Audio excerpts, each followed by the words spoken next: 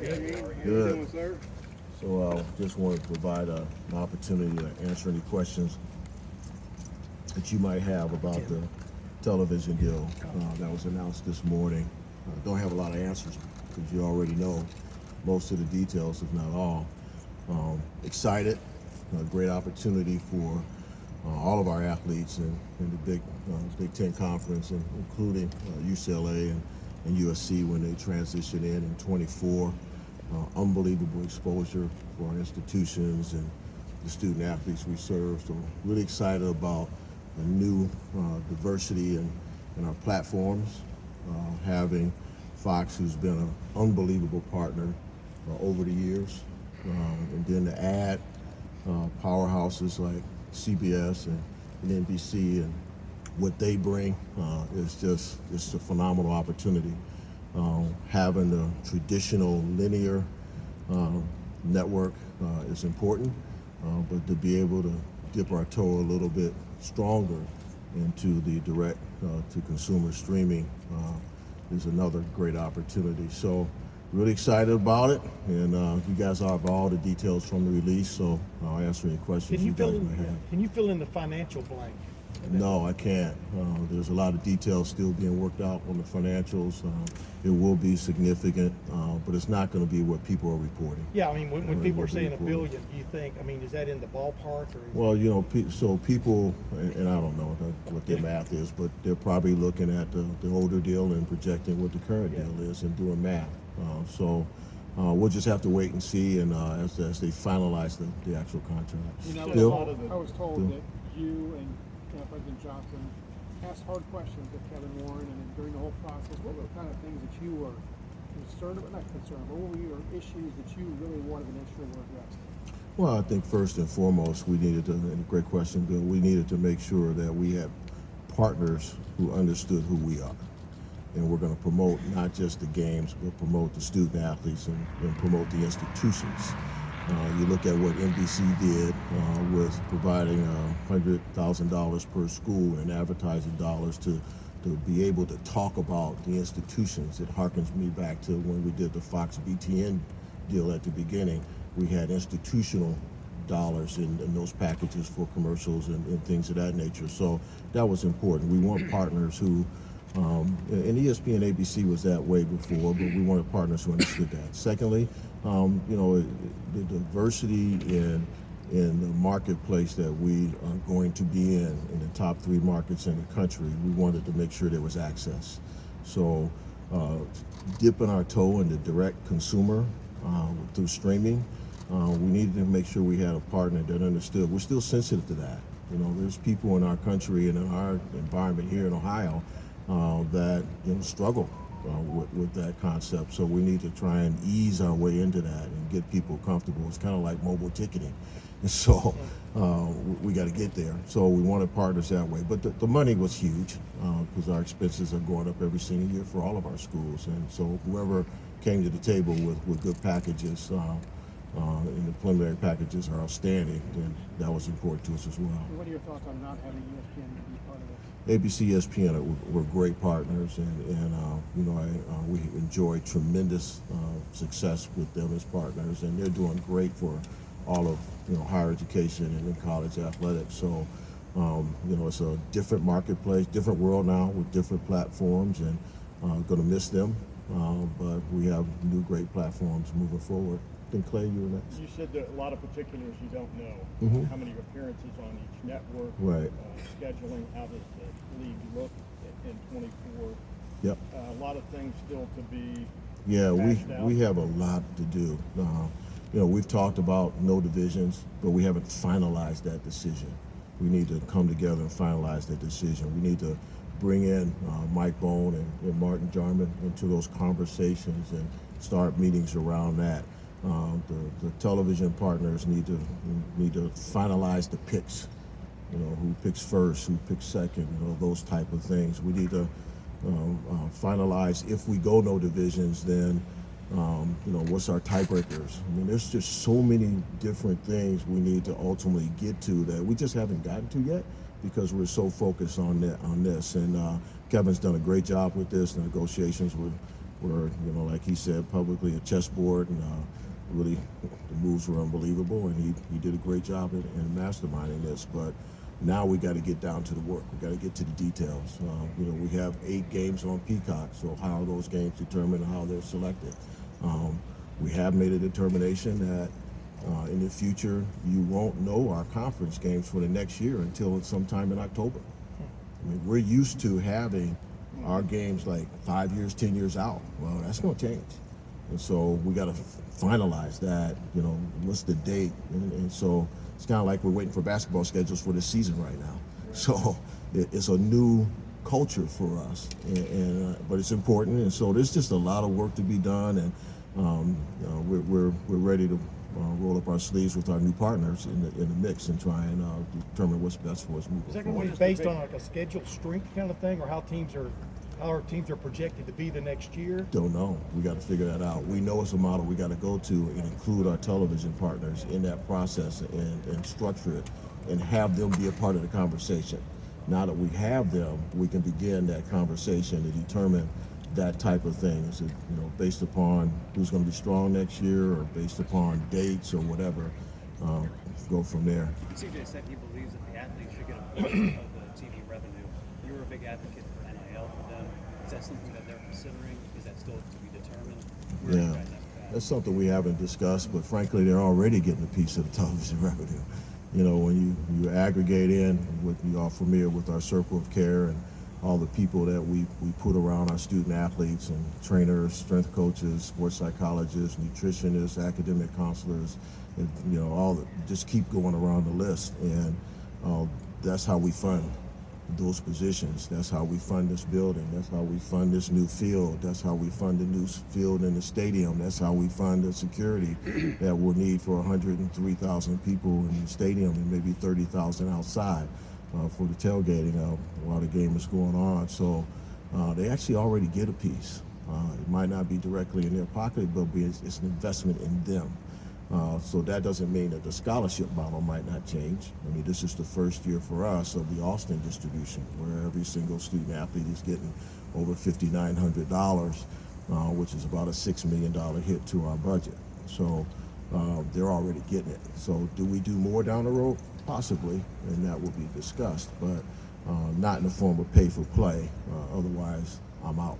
Hey, Gene, along those lines, Nick Saban estimated that investment in each of these athletes at $400,000 a year. Is that, when you talk about $40 million for football and 100 kids, is that That's a math? possibility. I haven't done that math. That's a real good exercise to do. I haven't done that since I was at Iowa State, but yeah, that's a good one. When you prorate the personal investment that is made in an individual athlete, equipment, size therapists, you just keep going. Some of them do acupuncture. You just keep going. The dollars that we pay, that's a huge investment in your future. And that's why we have many of our student athletes who leave us and go pro or have an opportunity to get a job before they even graduate. And so we make a huge investment in developing them as people, as well as developing as athletes. So Nick's probably somewhere spot on in that neighborhood. Now I'm gonna have to go back and do that exercise. But yeah, that's spot on. Haven't done that in a long We have time. time for a couple more. I want to make sure Christy from Channel 4 gets a question in. Adam, did you get one yet? Okay, Christy and then Adam. Okay. To your right, Gene, I'm sorry. Hi. I was just wondering if you could touch on fan experience. You touched on it a little bit with the streaming and keeping fans in mind and things like that. But when it comes to access with this new deal, how were the fans in mind, and how are they going to have more access to Big Ten football? Yeah, I mean, it's first of all, you're gonna have, and those of you who were here when Fox came on board in BTN, there's gonna be a high level of excitement with CBS and NBC. And all the intellectual property that exists within those organizations are going to come to bear to make sure we engage the fans. I don't know exactly how it's going to happen, but I do know that out of the chute, they're going to be jacked up, and they're going to be brainstorming on ways to make sure that we continue to engage the fans.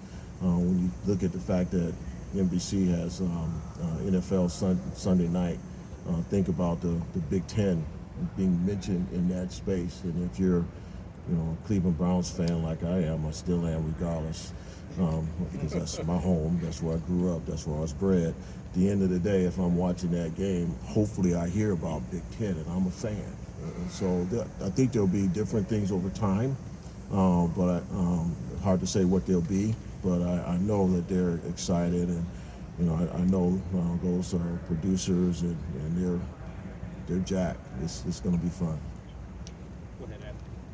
Gene, obviously football drives so much of these conversations. I've heard from fans today that like hoops and other sports there's questions about how easily it's going to be to access games and what those challenges might look like for sports that aren't football. Can you speak to where you hope this deal brings some of those other sports and what challenges you foresee with trying to figure out how to broadcast men's, women's basketball and other sports? Well, it won't be hard. It'll just be different.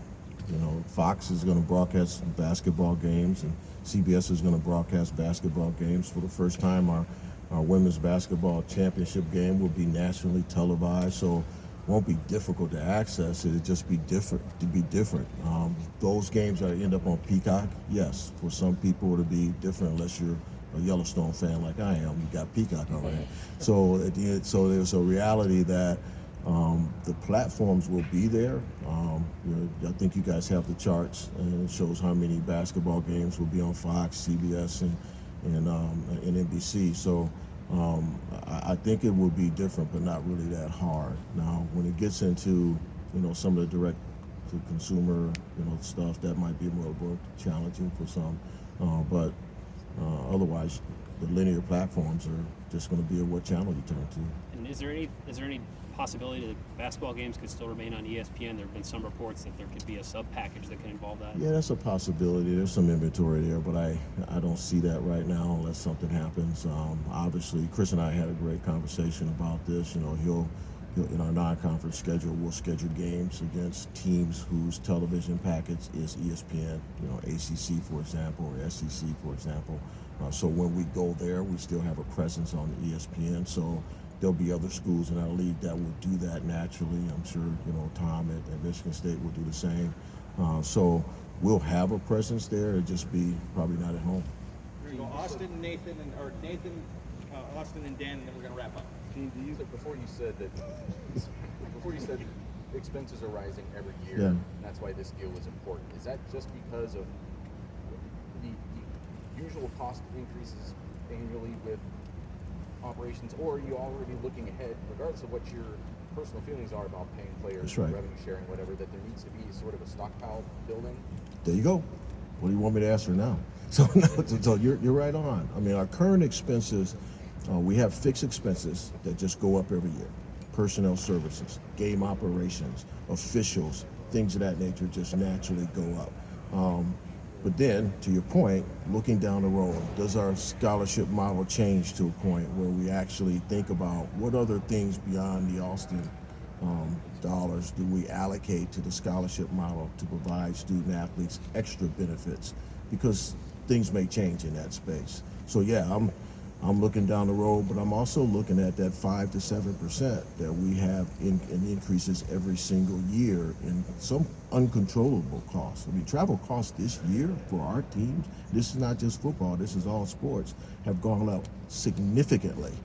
And so we have to charter some teams more now.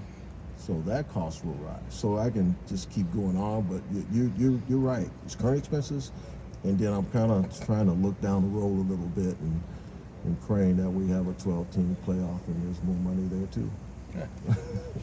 How would you structure it? No.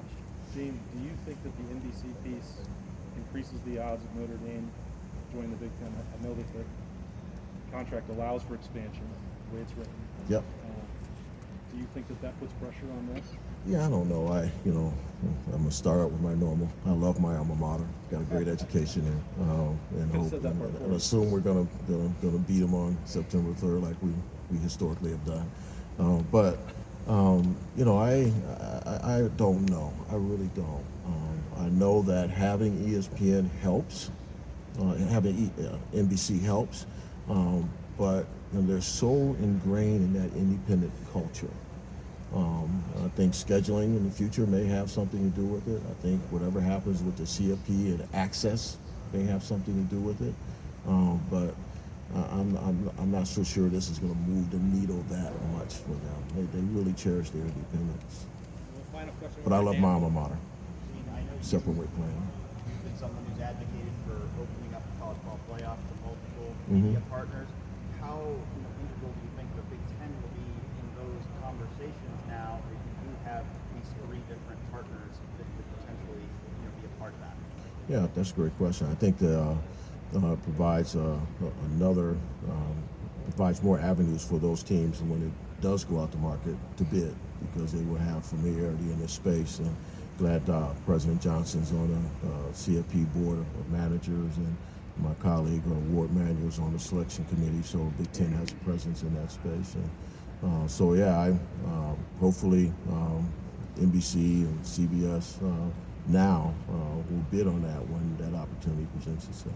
Follow up on that, I know you've been an advocate of the CFP potentially creating its own governing body for college football. There was a report yesterday that was discussed this week. Are you seeing more momentum toward that becoming a possibility? There's been discussions, but there's been discussions about other models. And my intent in throwing that out was just to make sure we start discussing our governance structure. For us to sit here and think that the governance structure we have is working is naive, it's flawed. You got your head in the sand.